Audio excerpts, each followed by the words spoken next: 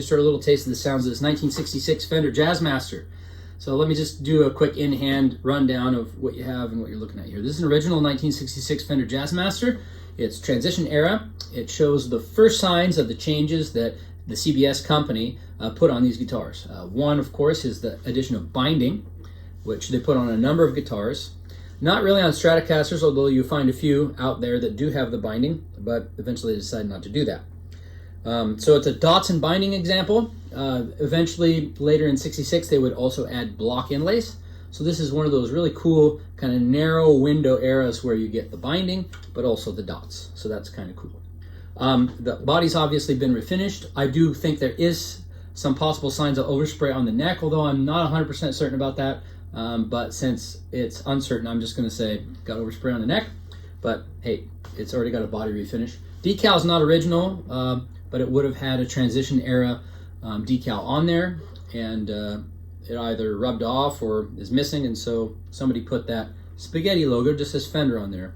I think what I would do if I was going to keep this guitar is I'd probably buy a can of, say, Re-Ranch Nitro or some other paint that's like Placid blue, or at least one that matches the body, and I just go ahead and take that decal off and spray the face of that neck. All you need to do is tape off the edges in the area and wrap it all up, spray it off.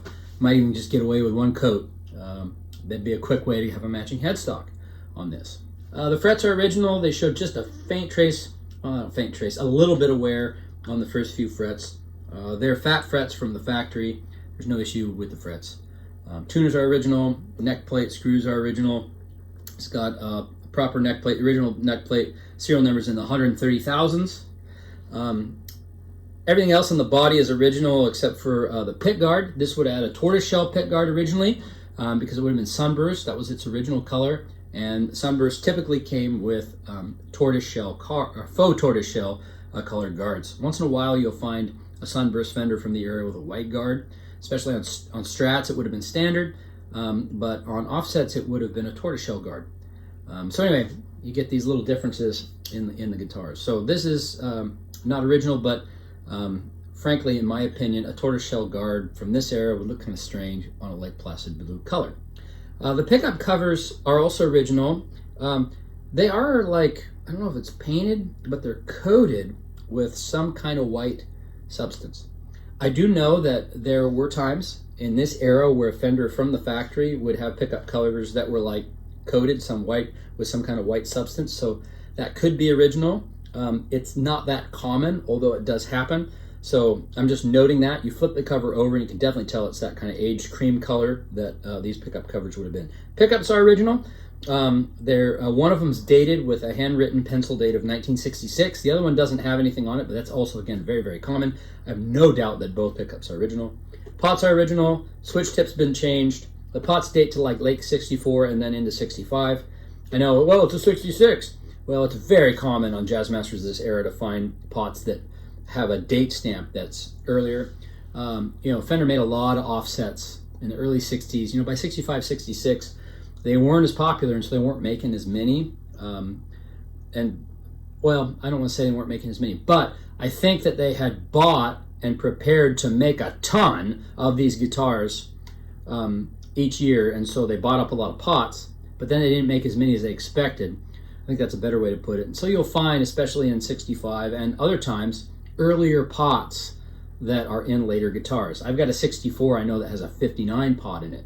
It's an original pot. You can totally tell there's no messing with the solder. It's very common, especially on offsets, to find the mismatch of the dates there. So knobs are original, bridges original, all these switches and everything. Both circuits work. Switches are a little dirty. You clean them with some deoxit or WD-40, or people have different ideas of what works best for that. That's up to you.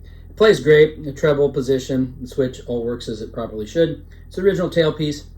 When I got the guitar, there wasn't a spring in the tremolo. It kind of been just disengaged, and so I put a new spring in there, and then it was also missing the receiver here. So I had one, I installed it, and I have this bar that fits and works.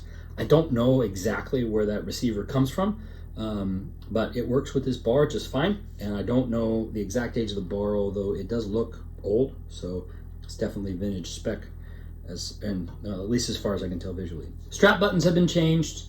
Yeah, refinish. There's also like gray primer underneath. You'll see that in the neck pocket, and they just went ahead and sprayed the shielding as well. So you see this gray primer in there.